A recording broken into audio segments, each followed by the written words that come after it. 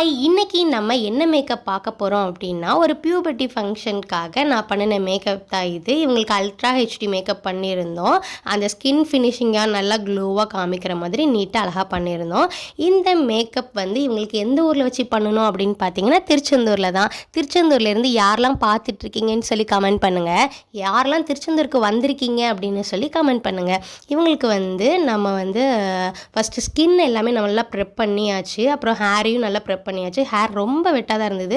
அதை நாங்கள் ட்ரை பண்ணி திரும்ப டேங்கிள்ஸ்லாம் ரிமூவ் பண்ணுறதுக்குள்ளே திரும்ப டேங்கிள் ஆகிட்டே தான் இருந்தது. ஹேர் லாங்காக டென்சிட்டியாக இருந்ததுனால அதுக்கே அதனால் கொஞ்சம் டைம் வந்து அதிகமாக எடுத்தது.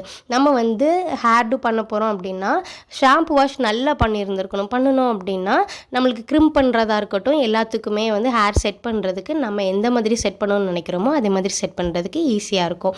உங்களுக்கு இந்த மேக்கப் லுக் பிடிச்சிருந்துச்சு அப்படின்னா மறக்காமல் கமெண்ட் பண்ணுங்கள்.